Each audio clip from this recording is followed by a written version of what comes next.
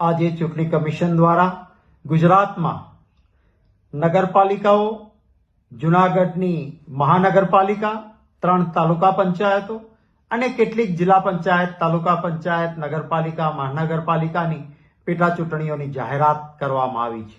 કોંગ્રેસ પક્ષ આ જાહેરાતોને આવકારે છે. સૌથી મોટો સવાલ તો એ છે કે લોકશાહીમાં લોકોને પોતાના પ્રતિનિધિ ચૂંટવાનો અધિકાર છે.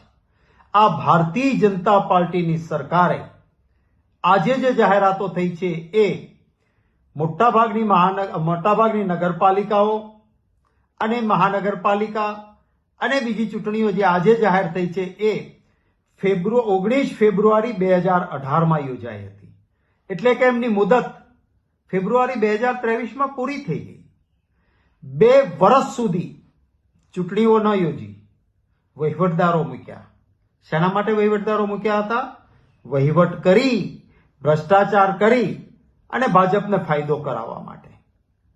આ કોઈ સંજોગોમાં ન ચાલે. આ લોકશાહી માટે કલંકિત ઘટના હતી. અમે અમારી તૈયારીઓ આ નગરપાલિકાઓની, મહાનગરપાલિકાની, તાલુકા પંચાયત, જિલ્લા પંચાયતની કરી છે. મને વિશ્વાસ છે લોકોના આશીર્વાદ, પ્રેમ અને મતોથી કોંગ્રેસ પક્ષ મજબૂતી સાથે આ ચૂંટણીઓમાં સારા પરિણામો મેળવશે. આખરે આ જે નગરો છે, નગર એટલે નળ, ગટર અને રસ્તા સારા હોય એ નગર કહેવાય. પણ એક પણ જગ્યાએ નગરપાલિકામાં નજર દોડાવીએ કે મહાનગરપાલિકામાં જઈએ તો નળ, ગટર કે રસ્તાનું ઠેકાણું નથી. ભય મુક્ત ભ્રષ્ટાચાર થાય છે અને પરિણામે લોકોની સ્થાનિક પ્રાથમિક જરૂરિયાતો એ પૂરી કરવાની જવાબદારી એ સ્થાનિક સ્વરાજ સંસ્થાઓની છે, એ નથી.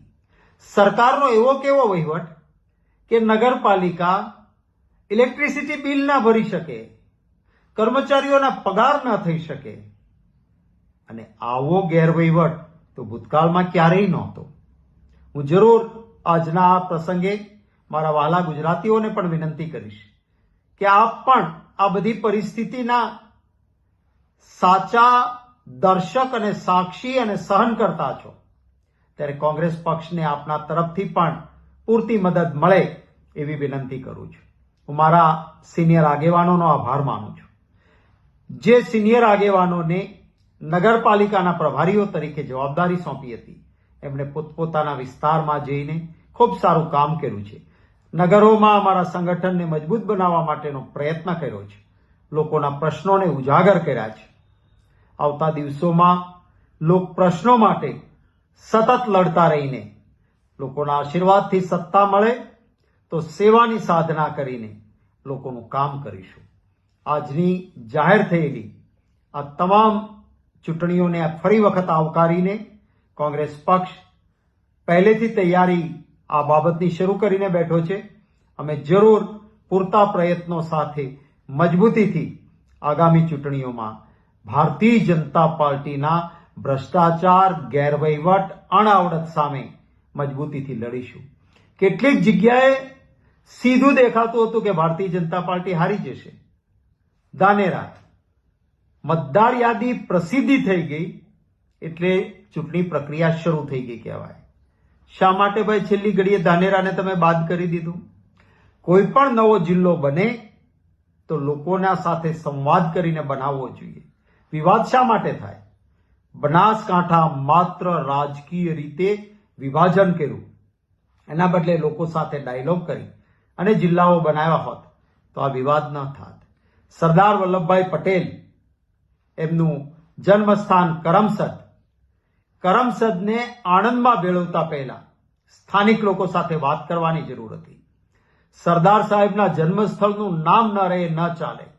કાં તો મહાનગરપાલિકાનું નામ કરમસદ આપવું જોઈતું હતું, અથવા કરમસદ જ્યારે ઈચ્છતું ન હોય કે અમારે મહાનગરપાલિકામાં નથી જવું ત્યારે જબરજસ્તીથી એને લઈ જવાની જરૂર નહોતી.